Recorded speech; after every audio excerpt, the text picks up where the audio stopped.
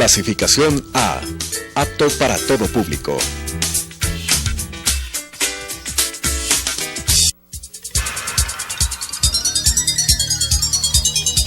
Las opiniones vertidas en este espacio por la producción y dirección del programa son de exclusiva responsabilidad de sus autores y de quienes intervienen en ellos.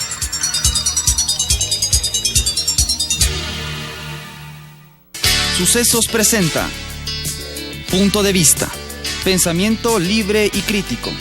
Día a día buscaremos diferentes visiones para la comprensión de la realidad del tercer milenio. Punto de Vista, un espacio que une noticia, análisis y opinión. Bienvenidos.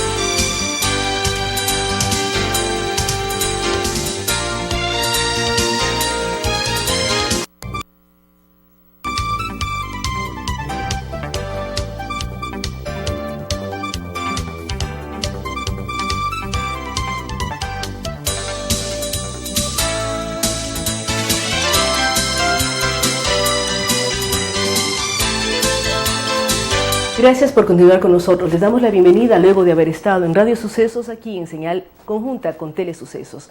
En este momento están con nosotros el ingeniero Fernando Acurio, quien es gerente general de Acurio y Asociados, y el arquitecto Jorge Picasso. Él es argentino, experto en tasaciones y catedrático de la Universidad de Rosario.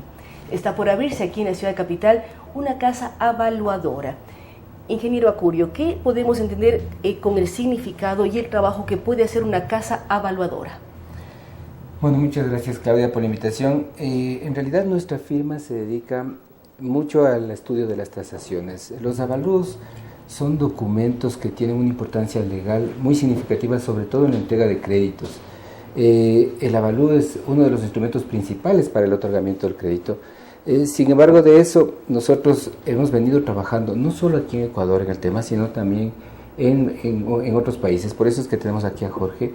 Jorge Picasso es uno de los docentes más importantes de tasaciones en Argentina, y lo que ha hecho con nosotros es asesorarnos en este camino desde hace ya varios años. La importancia de que nosotros tengamos ese conocimiento, ese apoyo, ese soporte técnico desde afuera, ha logrado que muchos de los créditos que se vienen entregando, no solo a empresas locales, sino también a empresas extranjeras que se instalan en el país, tengan la cobertura y tengan la técnica necesaria para garantizar el riesgo del banco, que al final es el dinero de los depositantes. Garantizar riesgo del banco, pero también garantizar que la persona que necesita un crédito reciba un monto adecuado en base a su propiedad. Arquitecto Picasso, usted es experto en tasaciones. ¿Cómo analizar? ¿Qué se mira? Porque también la única preocupación que tenemos en las ciudades es que si el municipio me avalúa mucho, yo pago mucho predio. Pero en cambio, cuando queremos acceder a un crédito, queremos que nuestra propiedad tenga un gran avalúo para poder acceder a un crédito mayor.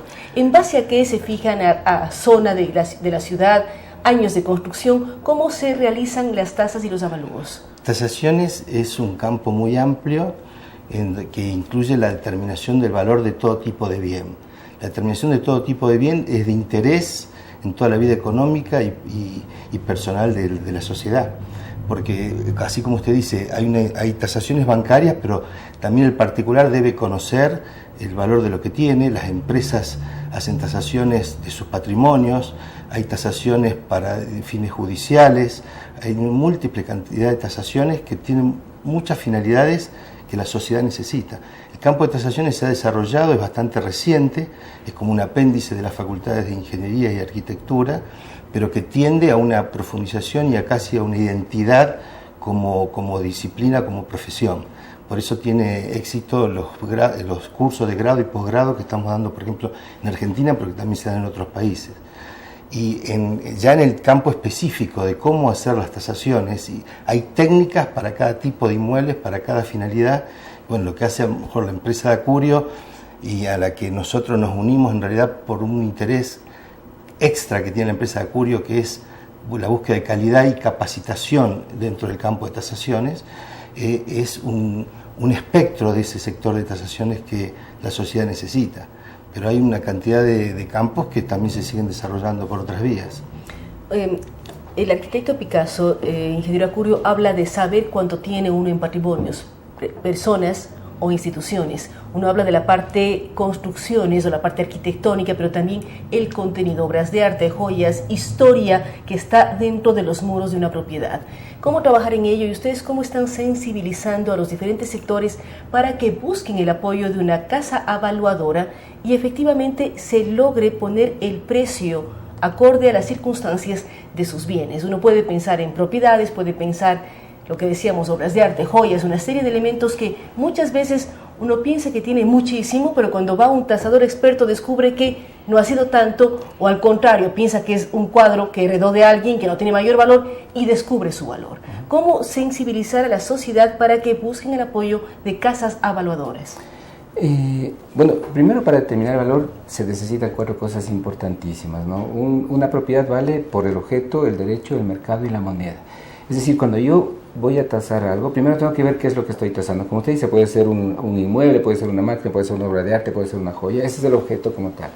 También depende mucho el valor del derecho que tiene usted sobre ese objeto. ¿Cuál es el tipo de derecho? ¿Tiene derecho pleno o no lo tiene? ¿En qué moneda se transa también?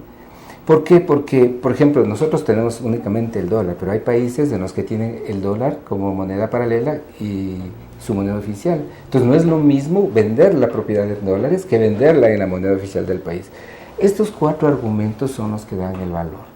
Sin embargo de eso, ¿cómo nosotros sensibilizamos a la sociedad? Bueno, primero es un tema también de regulación. Si es que existe una regulación que obligue o que guíe al usuario a que para tomar una decisión primero utilice un avalúo, el usuario lo hará. Si es que no existe una regulación, definitivamente no lo hará. Hoy por hoy, cuando nosotros vamos a acceder, como hablamos al inicio, a un crédito, la regulación exige que se tenga un avalúo.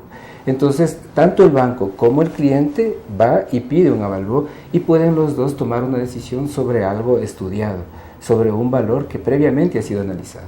Lo mismo existe para las empresas. Las normas NIF hoy están exigiendo que las empresas, para revalorizar sus patrimonios, hagan el avalúo con un perito calificado. Está regulado ese perito por la Superintendencia de Compañías en este país y esa regulación va un poco guiando a los clientes y a los usuarios para que puedan ir incorporando los estudios de tasación a la información que ellos usan tanto para sus análisis financieros como para sus entregas de crédito. En los temas municipales, lo que estábamos hablando, hay ya una regulación que exige que haya revaluaciones catastrales cada cierto tiempo.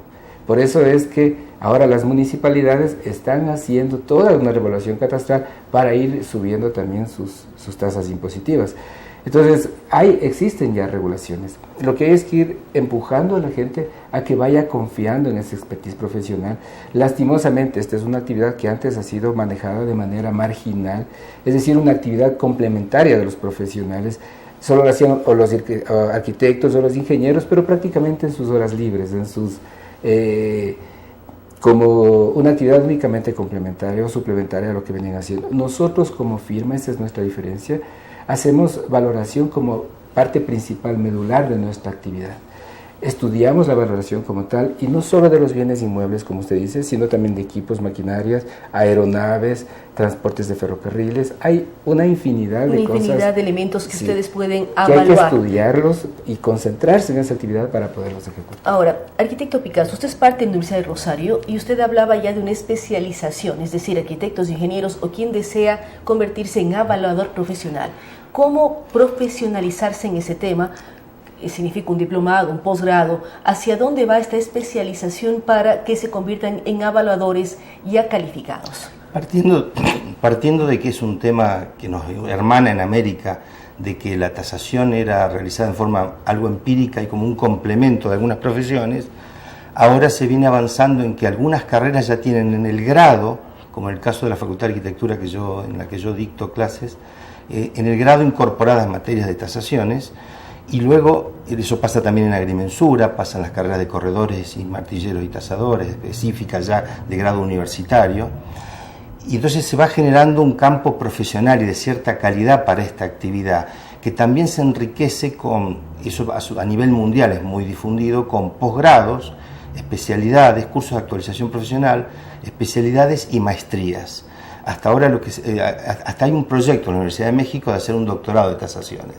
O sea, es una disciplina de que no se tiene conciencia generalmente de que tiene un campo tan amplio y que a su vez es conveniente y requiere de una profesionalidad y de una excelencia que hay que buscarla como camino específico. Usted habla de una profesionalización y una excelencia, pero también vemos en el mundo loco en el que vivimos que si un futbolista bota una goma de mascar en la cancha de juego de fútbol, alguien la recoge y la vende por internet y gana muchísimo dinero. O sea, ahí empezamos en la lógica de lo absurdo tal vez, porque una figura de moda firma algo o desecha algo y la gente lo agarra para venderlo y subastarlo. ¿Cómo analizar estos factores que van más allá de cualquier tipo de profesionalización? O su propio nombre, uno tiene que analizar cuánto cuesta una obra de Pablo Picasso en el mercado actualmente, pero eso ya es una especialización. Pero la lógica de la moda es algo que va mucho más allá. En realidad ahí la lógica o no lógica no pasa por el campo de la tasación, sino por el campo de la sociedad.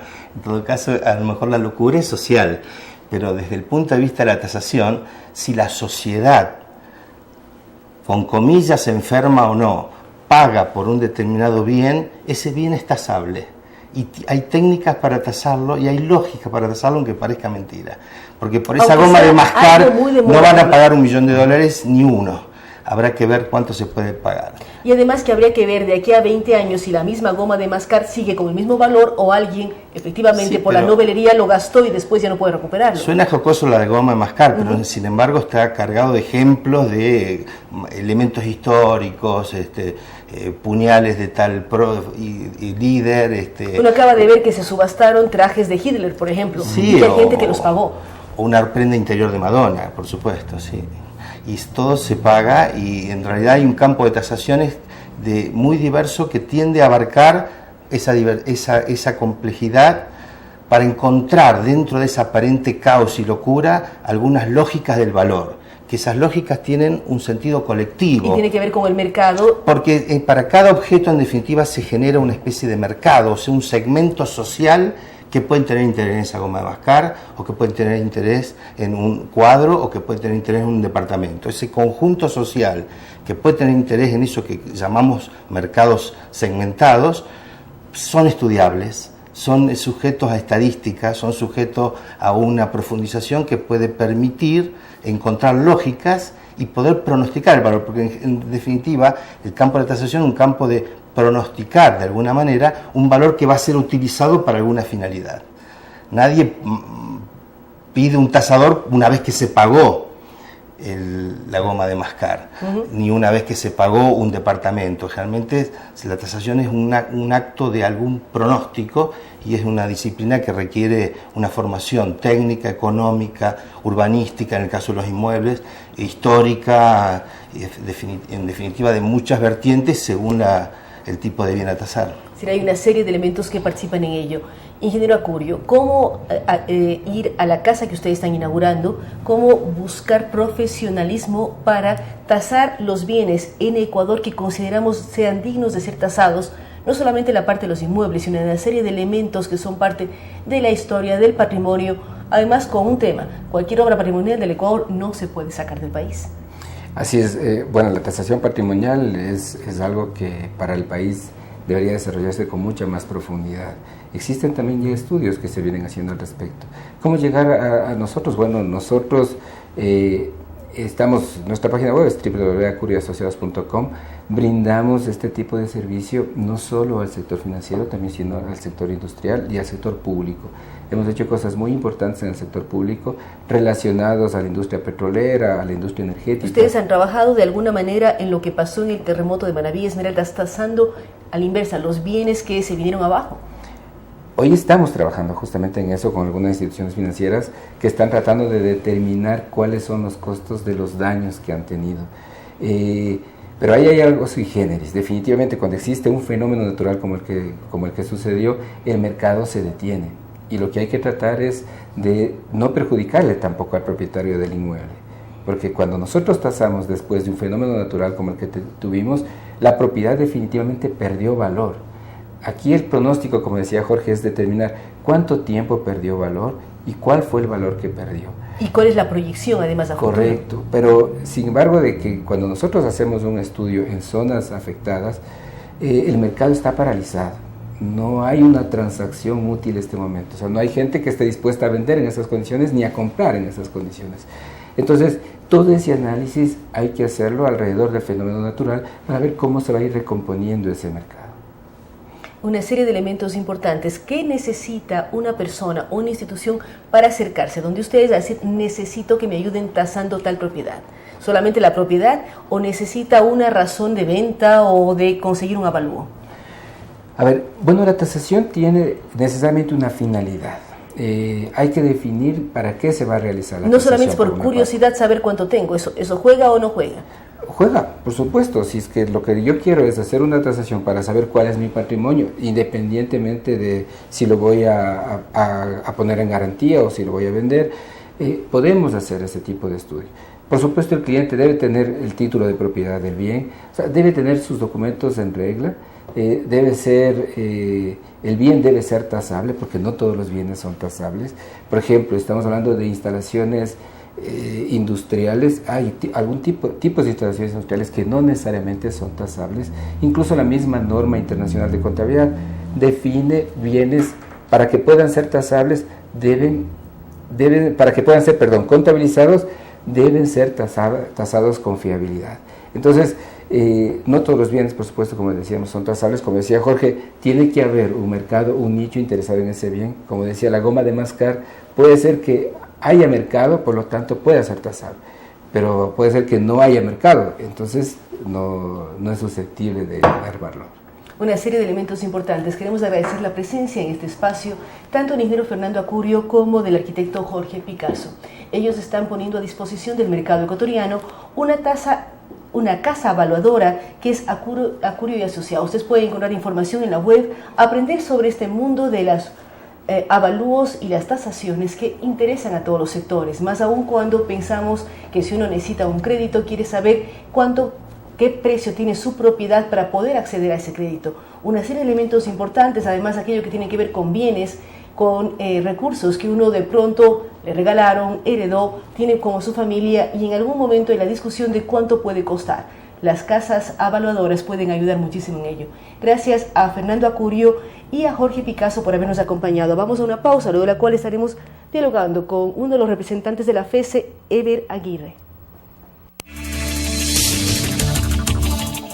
Hacemos una pausa y continuamos con Punto de Vista.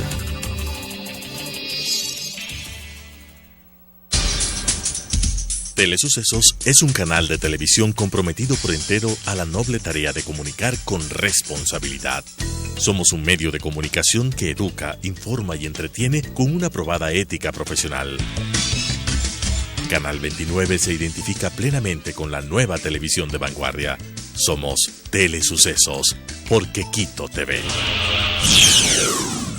Si está interesado en participar de forma gratuita en el programa Mi Música, contáctenos al 246-8427,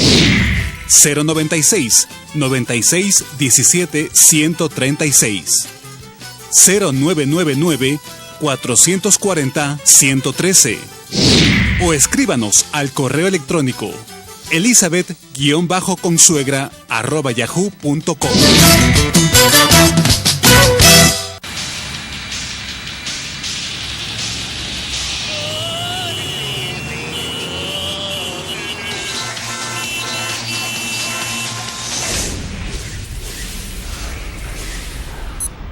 Tómelo con calma.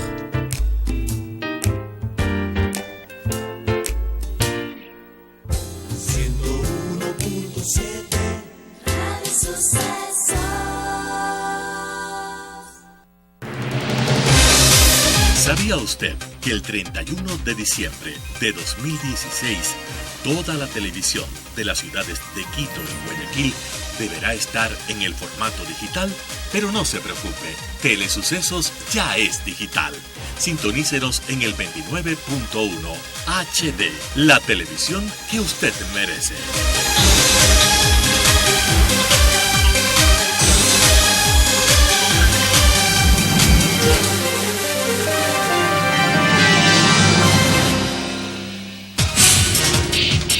Telesucesos es el primer noticiero de texto en la televisión ecuatoriana.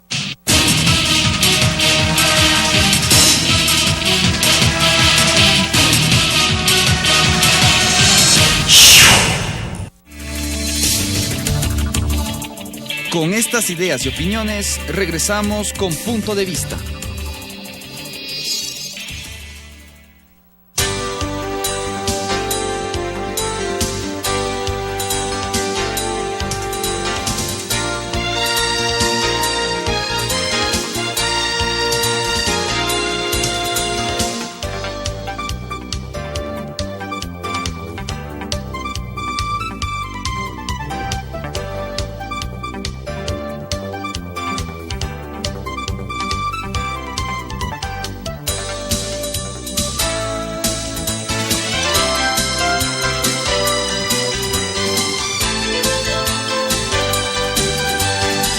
Gracias por continuar con nosotros. Como lo habíamos anunciado, estamos con Enver Aguirre. Él es un joven representante de la Federación de Estudiantes Secundarios del Ecuador, de la FESE, con quien queremos hablar sobre una carta que están planteando y yendo a entregar a los asambleístas sobre el juicio político al ministro de Educación.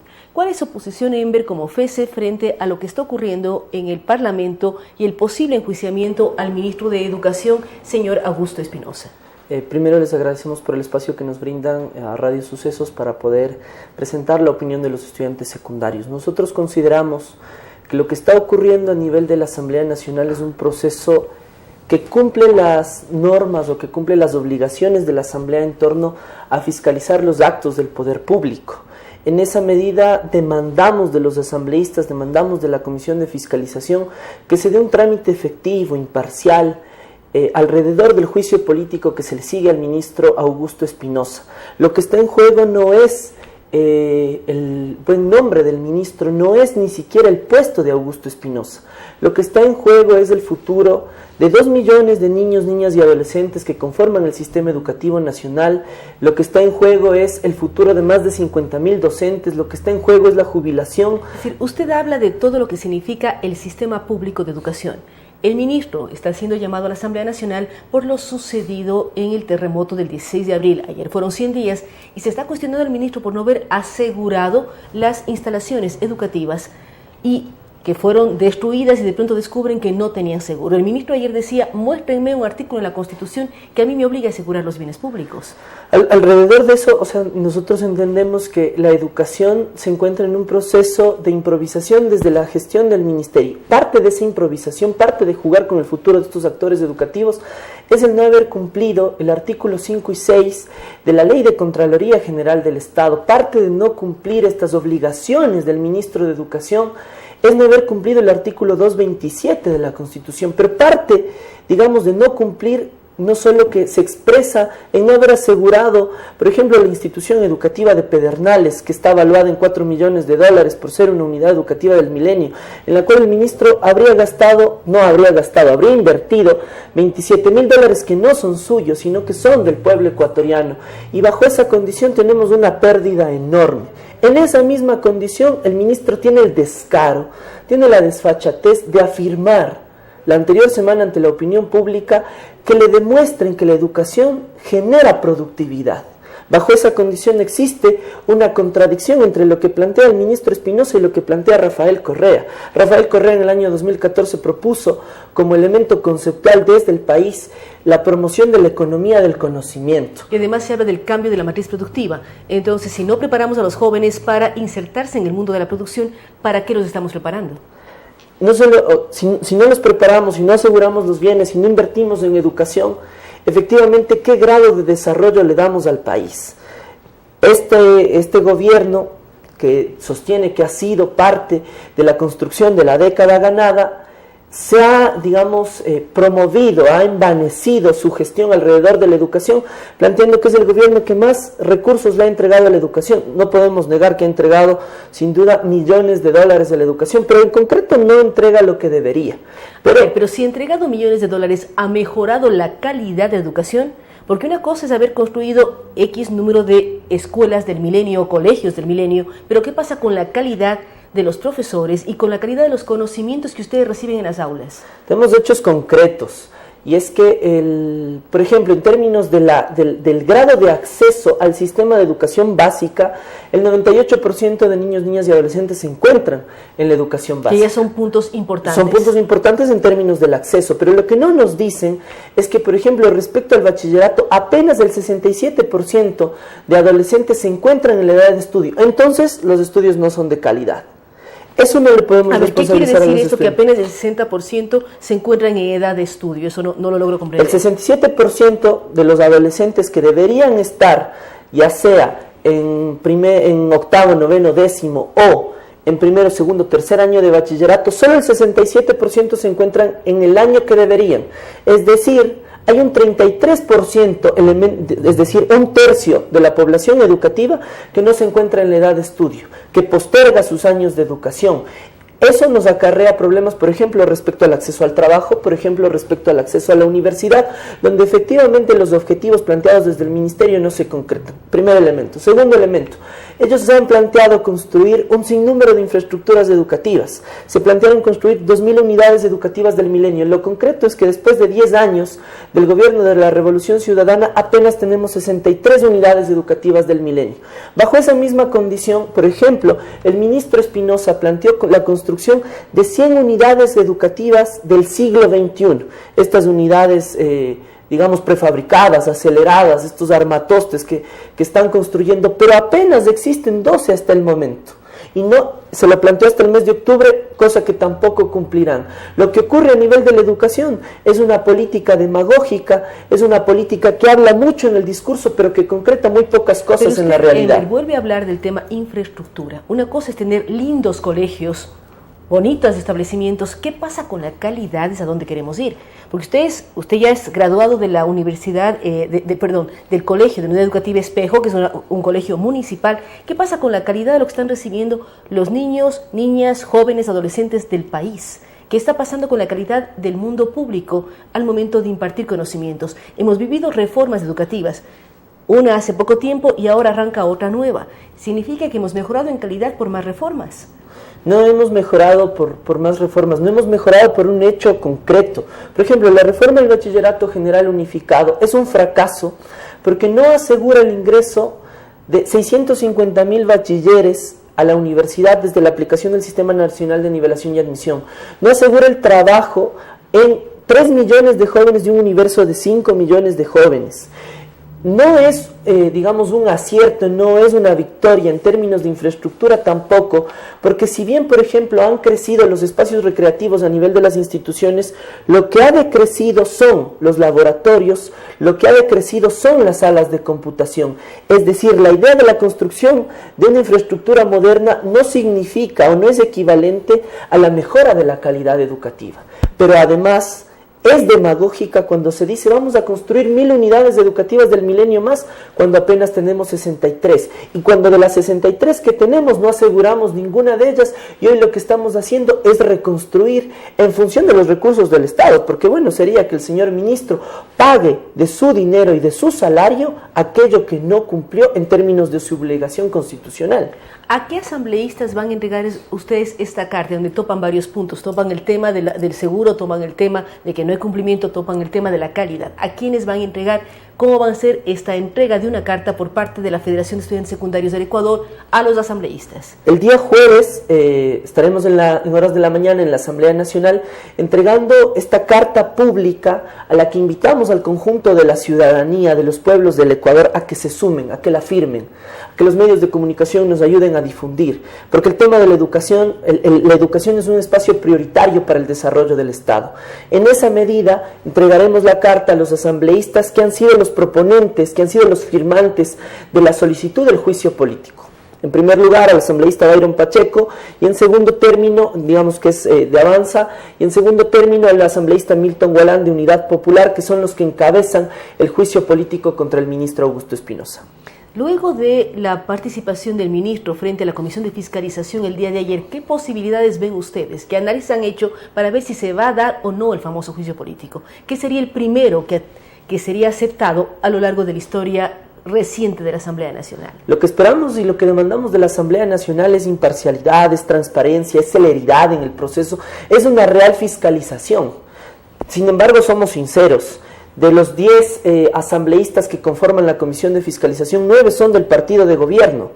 Y me parece que para el partido de gobierno debería ser vergonzoso el socapar, el ocultar las omisiones y las acciones por parte del ministro de Educación, por lo que esperamos que emitan un informe favorable de manera que el juicio político pase al Pleno de la Asamblea Nacional, pero además establecemos una condición: si la Asamblea Nacional no decide juzgar y no decide destituir al ministro Augusto Espinosa, los pueblos del Ecuador lo vamos a hacer en las calles y plazas del país. En la segunda semana de agosto, en la ciudad de Guayaquil, desarrollaremos un juicio político con los mismos asambleístas, con el gremio nacional de la UNE, que en este momento se encuentra atacado, que se encuentra arremetido por el gobierno. Pero se habla de la posible disolución de la UNE. Lo que vamos a hacer es un juicio popular, que es la idea que estaba explicando. Porque si la Asamblea no decide dar paso a la destitución, seremos los pueblos en las calles, seremos los pueblos con nuestro derecho a la participación, a la opinión y a la resistencia, los que le digamos: no queremos que usted esté presente, a pesar de que los alzamanos del gobierno lo socapen. En esa medida, hoy lo que se prende contra la Unión Nacional de Educadores es un proceso de criminalización del derecho a la organización, a la participación y a la opinión que se emitió en los organismos internacionales, donde se plantearon las violaciones a los derechos humanos por parte del gobierno actual. Es decir, ustedes están, además de entregar esta carta el día jueves, para la segunda semana de agosto preparan un juicio popular en la ciudad de Guayaquil hacia la figura del ministro de Educación. Por supuesto, lo que estamos haciendo con el conjunto de los actores educativos, espacios de investigación, los asambleístas, la Unión Nacional de Educadores, organizaciones de padres de familia y obviamente los estudiantes, un proceso participativo realmente imparcial, en el cual podamos opinar a aquellos actores que hemos sido desconocidos durante 10 años en la ejecución de la política nacional, y que digamos y evaluemos lo que ha sido la administración de Augusto Espinosa en los últimos 3 años. Y en esa medida tomemos una decisión. La opinión de los estudiantes secundarios desde hace más de un año, desde que ocurrieron los actos de criminalización, de represión contra los estudiantes del Mejía, del Central Técnico y del Montúfar, era exigir la salida del ministro Augusto Espinosa. Lo ratificamos en el 17º Congreso Nacional de la FESE, que se desarrolló el 11 de junio en la ciudad de Quito. Son una serie de temas, amigos de Telesucesos y Radio Sucesos. Enver Aguirre, representante de la FESE, es uno de los representantes de esta organización de estudiantes secundarios. Ellos hacen un llamado a que debe mejorarse la calidad de educación. Reclaman algunas declaraciones del señor ministro, que habla que no se está apuntando hacia la producción, y ellos dicen hay contradicción entre lo que dice el presidente de la República y lo que dice su ministro. Además, ven con preocupación lo que está sucediendo con el gremio de profesores, la Unión Nacional de Educadores. Una serie de elementos que además serán planteados a los asambleístas que están buscando el juicio político este día jueves, y además llaman a un juicio popular para la segunda semana de agosto. Lo interesante es buscar que la educación del país mejore en calidad y no solo en infraestructura, mejore en posibilidades de futuro para todos los jóvenes del Ecuador. Nuevamente gracias a Enver Aguirre. Vamos a una pausa, luego de la cual estaremos dialogando con el concejal Sergio Garnica. Hacemos una pausa y continuamos con Punto de Vista.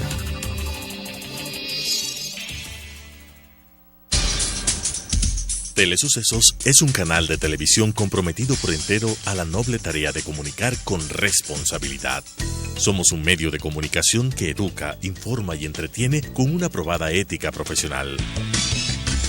Canal 29 se identifica plenamente con la nueva televisión de vanguardia. Somos Telesucesos, porque Quito TV. Si está interesado en participar de forma gratuita en el programa Mi Música, contáctenos al 246-8427, 096 96 17 136, 0999 440 113 o escríbanos al correo electrónico elizabeth-consuegra@yahoo.com.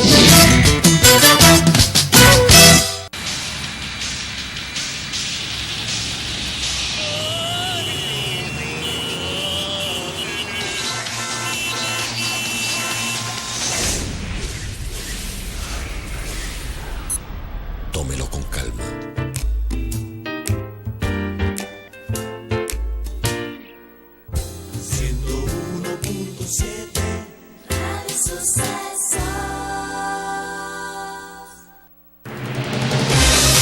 ¿Sabía usted que el 31 de diciembre de 2016 toda la televisión de las ciudades de Quito y Guayaquil deberá estar en el formato digital?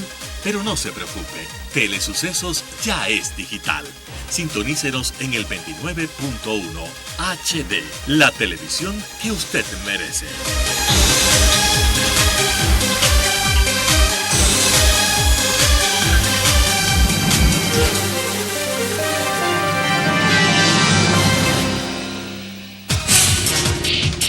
Telesucesos es el primer noticiero de texto en la televisión ecuatoriana.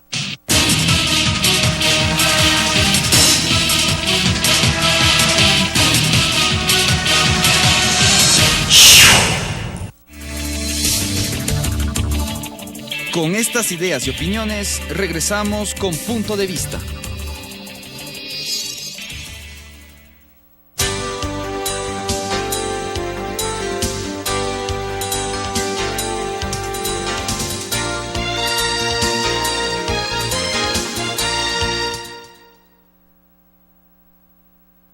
Por estar con nosotros. Como habíamos anunciado, en este momento nos acompaña el concejal Sergio Garnica, con el que queremos hablar sobre la comisión que lidera, que es la Comisión de Uso de Suelos. Concejal, en los últimos días ustedes han presentado nuevos proyectos de ordenanza para el reordenar el uso del suelo en el Distrito Metropolitano. ¿En qué consiste en esto? ¿Qué debe conocer la ciudadanía frente a esta nueva ordenanza de uso de suelo en todo el Distrito Metropolitano? Gracias, Claudia. Un saludo igual a todos los amables televidentes y oyentes de esta prestigiosa radio y televisión. Es importante mencionar varios aspectos. El plan de uso y ocupación del suelo obedece a una actualización que está previsto dentro del ordenamiento jurídico cada 5 años. La última vez que se realizó fue en el 2011 y de acuerdo a lo que hemos aprobado dentro del municipio, el Plan Metropolitano de Desarrollo y Ordenamiento Territorial, estuvo previsto y mandó para que se realice esta actualización del plan de uso y ocupación del suelo, que es una herramienta en donde se actualiza todo lo que tiene que ver con las compatibilidades de uso de suelo en el Distrito Metropolitano, tanto en suelo urbano como en suelo rural. Es así que la semana anterior, el 18 de julio, aprobamos en segundo debate este proyecto de ordenanza muy importante para el Distrito Metropolitano, en donde hemos realizado varias actualizaciones en lo que tiene que ver con la regularización de asentamientos de hecho dentro del Distrito Metropolitano, asentamientos humanos de hecho y consolidados. Esos son asentamientos que han venido por varios años pugnando. Quisiera que nos ayude con ejemplos. ¿Qué asentamientos que ya se han presentado de manera irregular ustedes lograrían legalizar y regularizar con esta ordenanza? Sí, en primera instancia hemos incorporado todos los asentamientos que han sido aprobados desde el 2011 hasta la fecha, es decir, a ellos que han ameritado una atención especial por parte del Consejo Metropolitano y que han sido fruto de una ordenanza especial. Se han incorporado a este plan de uso y ocupación del suelo. Y los otros, en determinados casos, hemos habilitado bajando la zonificación para que puedan acceder a la regularización de estos asentamientos humanos de hecho y consolidados. Entonces, ¿qué son los asentamientos de hecho y consolidados? Son determinados lugares en donde hay organizaciones que, sea producto de que han sido estafados por traficantes de tierra o que por desconocimiento han adquirido terrenos en lugares que no tenían la compatibilidad de uso de suelo, y ya dadas las circunstancias ya se encuentran habitando, ya se encuentran tomados estos espacios. Lo que hace la municipalidad es facilitar ese camino sin facilitar servicios, pero ¿cómo garantizan seguridad? Porque si están en laderas, en quebradas, en zonas que cuando llueve mucho pueden presentar problemas, ¿cómo ustedes como municipio logran legalizar o regularizar si son zonas de riesgo? Precisamente a eso iba. Se da la posibilidad y se da la apertura de la regularización siempre y cuando cumplan condiciones mínimas. Una de ellas es que no estén en zonas de riesgo, y si es que están en zonas de riesgo, que sea siempre mitigable. Tenemos en la parte de la condición de riesgo mitigable y no mitigable. Lo mitigable es que puede ser usado una vez que se desarrollen determinadas obras de mitigación que vayan a ser vigiladas por parte de la Dirección de Riesgos, y respetando obviamente los bordes de quebradas, las quebradas y los lugares en donde no es permitido realizar ningún tipo de levantamiento o de construcción. Entonces, cuando se encuentran determinados asentamientos en estas circunstancias, lo que el Consejo pide es la reubicación, es decir, que vean otro lugar en donde no tengan este tipo de inconvenientes, velando por la seguridad. Y más aún, tomando en cuenta después de lo que tuvimos del evento natural del terremoto del 16 de abril, hay que tener mucho más cuidado y mayor prolijidad en revisar todos estos asentamientos para no generar una preocupación y Dios no quiera eventos en esto. Quito ha tenido varias alertas. El año pasado fue el tema del Cotopaxi, que no ocurrió, pero tenemos siempre una amenaza allí, y además lo que sucedió en la zona de Esmeraldas y Manabí. Vivimos en zona sísmica, la ciudad capital está en una zona sísmica. ¿Cómo buscar esto? Y cómo también ustedes están analizando el tema de aquello que tiene que ver con plusvalía. ¿Cómo lo están revisando cuando hay la oferta del señor alcalde de durante X tiempo, X años, no incrementar los impuestos del predio urbano? Sí, en primera instancia, para concluir con el tema de la seguridad, obviamente nosotros hemos revisado que todos los asentamientos no tengan este tipo de vulnerabilidades, y vamos a caminar en una ordenanza que se llama regularización de construcciones informales para generar un diagnóstico y también requerir al propietario del inmueble, si corresponde, el reforzamiento estructural para evitar... Y cuando necesitan que el propietario desaloje porque no presenta ningún tipo de seguridad, ¿cómo lo planifican? ¿Cómo lo hacen ustedes? Si hay zonas que no deben ser habitadas y en este momento están siendo habitadas. Sí, es importante señalar que ahí un papel primordial juega la Secretaría de Seguridad a través de la Dirección de Riesgos para diagnosticar en primera instancia si están o no en una zona vulnerable, y de esa manera requerir la reubicación del propietario de este inmueble.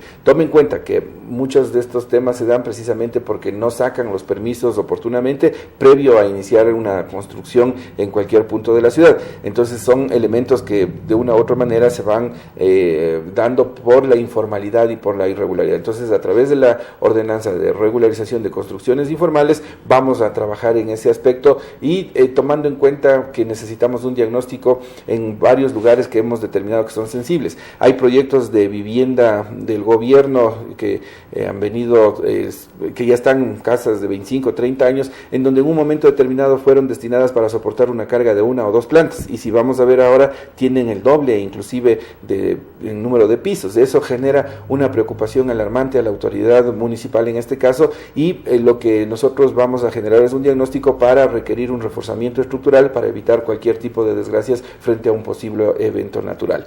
Sobre el otro tema... Sobre el tema de plusvalía, de la ley de plusvalía, y también sobre el tema de impuestos que tienen que ver con el predio que se paga en todo el distrito. ¿Cómo analizarlo cuando hay la oferta de no incrementarlo? Bueno, no se ha incrementado los impuestos. De esa oferta no solo es de campaña, sino que dadas las circunstancias económicas que estamos atravesando, así lo ha determinado el Consejo Metropolitano. En este inicio de año correspondía, de acuerdo al COTAD, una revisión. La revisión del municipio de Quito se dio conforme así lo establece el COTAD, pero eso no arrojó que se incremente el impuesto predial, y eso hay que ser muy categóricos. Sobre el tema de la captura de plusvalías, En el PUOS hubo en principio, una disposición que iba a generar una captura por todos los cambios que se hubieran dado a propósito de la revisión o de la actualización del plan de uso y ocupación del suelo. Finalmente no prosperó y, como se ha venido dando históricamente, ninguna actualización del PUOS va a generar un incremento en ese sentido. Ahora bien, en lo que tiene que ver con la ordenanza de captura de plusvalías, estamos trabajando. Recuerde usted que aquí mismo hace varios meses hablamos sobre el proyecto Holiday Inn. En ese aspecto ya está por salir la nueva ordenanza para no afectar a los promotores inmobiliarios, pero sí generar esa compensación necesaria que ya se ha venido dando desde años anteriores. Por ejemplo, si hay un proyecto como el que usted trae a colación, que ya está en proceso de construcción, ¿cómo aplicar la ley cuando ya está construido en un X porcentaje una obra? Bueno, ¿qué ley rige, la nueva o la anterior? No, aquí hay un tema importante, de pronto mal ejemplo para el sí, caso, porque hay varios, porque uno ve en la zona de Tababela, por ejemplo, se está construyendo un proyecto denominado Eurobuilding, se está construyendo... Ese tiene todos los permisos una serie y ha sacado oportunamente de temas todas las licencias que tienen que ver con las actividades económicas. Si es que un proyecto arranca y de manera arbitraria inicia la obra sin contar con los permisos, tendrá que someterse al procedimiento administrativo para terminar con una sanción, ¿no es cierto? Ese es el procedimiento adecuado. Pero más allá de eso, en lo que tiene que ver con la captura de plusvalías, lo que esta ordenanza ya fue tratada en primer debate el 18 de julio, irá a segundo debate, esperemos la siguiente semana. Estamos solo a la espera en la Comisión de Uso de Suelo de un informe de la Dirección Tributaria, y de esa manera poner a consideración del Consejo una ordenanza que va a ayudar muchísimo a reglamentar con el carácter de erga omnes en todo el distrito metropolitano, sea en suelo urbano o rural, el desarrollo de estos proyectos urbanísticos arquitectónicos especiales. El concejal, ¿se está apoyando el desarrollo de estos proyectos? Porque lo que Quito y el país en general requiere es inversión. Totalmente. Y proyectos urbanísticos grandes significa inversión. ¿Cómo apoyar, cómo apuntalar esto? Porque hay varios ejemplos que uno puede dar a lo largo y ancho de todo el distrito metropolitano, tanto en zona urbana, en zona céntrica, zona norte. Hay desarrollos urbanísticos importantes. ¿Cómo buscar que se garantice la confianza del inversionista? Sí, estamos en eso precisamente. En primera instancia, no generar rubros altos de compensación. Hubo una fórmula que cuatriplicó, quintuplicó lo que salió en un informe de una mesa de trabajo. Entonces eso generó alarmas obvias a todos los promotores inmobiliarios. La política de la municipalidad y de lo que hemos conversado con varios concejales y con el mismo alcalde es de generar un atractivo dentro de la municipalidad, dentro del distrito metropolitano, para que puedan invertir con todas las garantías. En este momento no hay una ordenanza de captura de plusvalías. Lo que se ha venido haciendo... ¿Qué significa, para quienes no somos expertos en el tema, captura de plusvalías? Es la generación y la devolución de parte de los promotores inmobiliarios por el impacto que generan los proyectos inmobiliarios a esta escala en temas de movilidad, en temas de medio ambiente, en temas de infraestructura de servicios básicos como es agua potable, alcantarillado, etcétera. Entonces, lo que se pretende, se ha venido trabajando ya en la administración anterior, sobre todo en los proyectos urbanísticos arquitectónicos especiales, pero en una suerte de convenio entre la municipalidad y el promotor. Eso, desde mi punto de vista y bajo mi responsabilidad, digo, ha generado una serie de discreciones de parte de la autoridad municipal con el promotor. Aquí en el derecho público y en el manejo de la cosa pública no cabe ningún tipo de discreción, y por eso esta ordenanza va a regir absolutamente con reglas claras a todos los promotores inmobiliarios que quieran impulsar un proyecto urbanístico arquitectónico especial. Entonces, de esa manera ya sabrán para su corrida financiera, para todos los elementos que tienen que constituirse sobre un proyecto inmobiliario, bajo qué reglas someterse, bajo qué reglas establecer, y de esa manera generar seguridad jurídica, que es uno de los principios constitucionales. Seguridad jurídica también, agilidad en el trámite. Así ¿Cuánto es. demora mientras que un promotor inmobiliario presenta el trámite en el municipio, no sé en cuál de los departamentos, para que sea autorizado? Porque Sí, si demora mucho, la inversión de pronto se pierde. ¿Qué pasa con los tiempos? Tenemos proyectos que llevan 3 años, 4 años. Eso es un tema que nosotros estamos procurando a través de esta ordenanza que se genere mayor celeridad. En épocas de crisis, lo mejor es motivar, incentivar la inversión que genera empleo, que dinamiza la economía dentro del distrito metropolitano, y eso es precisamente lo que vamos a hacer. Una vez que salga esta ordenanza, tenemos en fila alrededor de más de una docena de proyectos inmobiliarios que van a salir, que va a ser obviamente una incorporación de cerca de $1.000 millones para el distrito metropolitano. No solo en la cantidad de inversión, sino en la dinamización de la economía que esto genera a través de una ordenanza que tenga carácter épocas difíciles. general. Los promotores inmobiliarios se quejan de que no están logrando Así vender es. sus proyectos. Sí, estamos y más aún si hay totalmente de acuerdo, y por una eso... renegociación o lentitud por parte de los permisos del municipio. Sí, totalmente claros, y por eso la apertura que se ha dado de parte de la Comisión de Uso de Suelo, y es más, hicimos hace unas pocas semanas un taller con todos los promotores inmobiliarios, porque sí era importante recoger cuál es el parecer de cada uno de ellos, cuáles son las falencias, cuáles son las insatisfacciones que tienen, y de esa manera generar una herramienta, un instrumento jurídico técnico que permita viabilizar todos estos tipos de proyectos. Concejal, Quito va a ser sede de un evento que se desarrolla cada 20 años en el mundo, que es Hábitat 3. ¿Cómo presentar lo que ustedes están haciendo de trabajo de buen uso de suelo a hábitat? ¿Qué van a presentar ustedes demostrando que Quito y el Distrito Metropolitano son ciudades que están habituándose y generando una serie de elementos para que quienes vivimos en ella tengamos todos los servicios, pero al mismo tiempo tengamos una relación con la naturaleza importante? Es necesario resaltar este evento que se va a desarrollar en el mes de octubre de este año como sede Quito, Ecuador. Va a recoger los criterios de diferentes países y ciudades del mundo en el sentido de generar una planificación y establecer una agenda para que rija estos 20 años que vienen. Como bien refieres, cada 20 años se realizan este tipo de eventos y hay que aprovechar. Es algo histórico lo que va a vivir Quito y Ecuador en los próximos meses al ser sede de Hábitat 3. Este evento ayuda no solamente a generar una agenda desde la sede que va a ser Quito para todo el globo terrestre, sino sobre todo también puede ayudar en otros eventos importantes.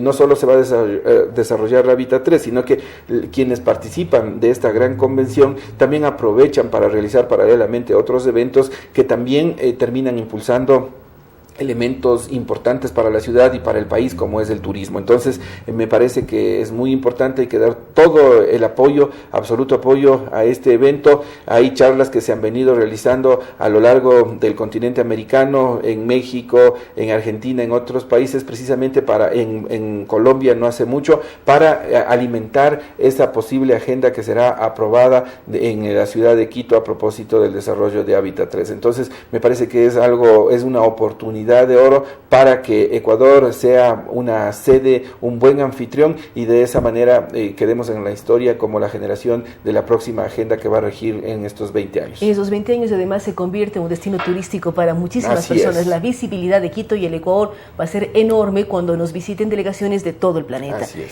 Concejal, para terminar, ¿cómo ve usted la nueva solución vial Guayasamín? Hay discusiones sobre el tema.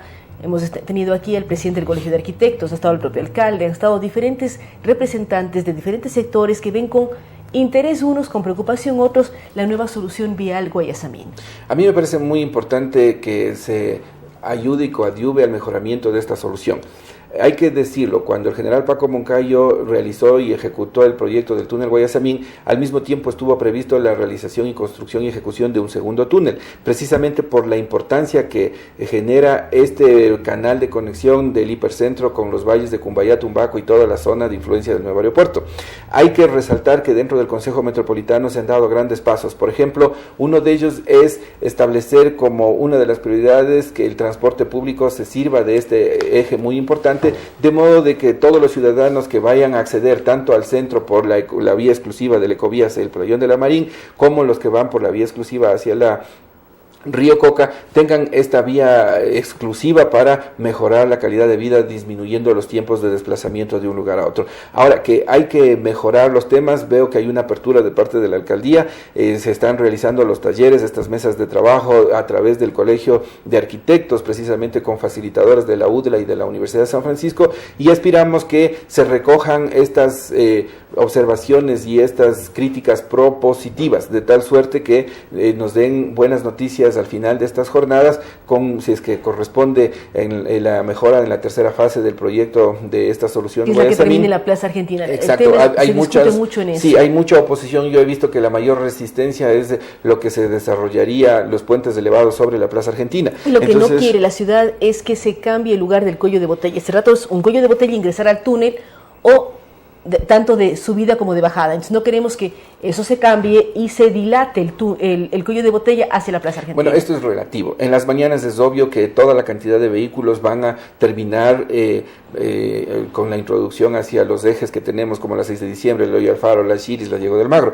Pero también hay que pensar en las tardes, desde las 3 de la tarde, cómo va a ayudar a desfogar todos los carros que van hacia los valles. Entonces, esto es un tema relativo dependiendo de la visión, si es en la mañana o en la tarde lo que nosotros generamos este tipo de crítica. A mí lo más importante de este proyecto me parece que se debe continuar, sobre todo porque estuvo planificado desde mucho tiempo atrás, desde la época del general Moncayo, con el Plan Maestro de Movilidad, y sobre todo brindando todas las facilidades al transporte público. El transporte público es la prioridad dentro de la municipalidad, dentro de todos los planes de movilidad, no solo de Quito, sino de diferentes países del mundo. Esa es la tónica a nivel mundial, y de esa manera, una vez que esté mejorado el servicio de transporte público, sin duda va a desestimular el uso del vehículo particular, que es uno de los objetivos. No, todos queremos que en Quito el tráfico fluya mucho más rápido, y además que todos seamos usuarios permanentes de transporte público y no de vehículos privados. Exacto. Gracias al concejal Sergio Garnica. Como hemos hablado de la nueva ordenanza que ellos preparan, que tiene que ver con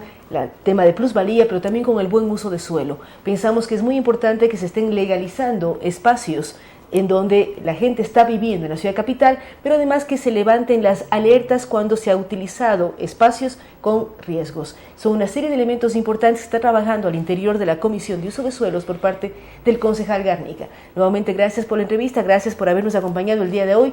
Recordamos que este programa llega con el apoyo de la Empresa Pública Metropolitana de Agua Potable y Saneamiento, EMAPS, también de la Cooperativa Policía Nacional, de Chiviplan y de las tarjetas experta del Banco del Pichincha. Con ustedes hasta el día de mañana.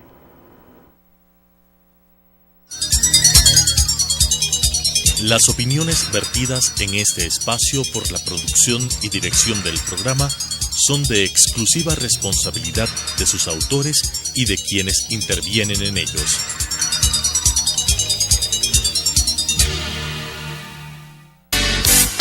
Sucesos presentó Punto de Vista, pensamiento libre y crítico. Día a día buscaremos diferentes visiones para la comprensión de la realidad del tercer milenio. Punto de Vista, un espacio que une noticia, análisis y opinión. Hasta la próxima.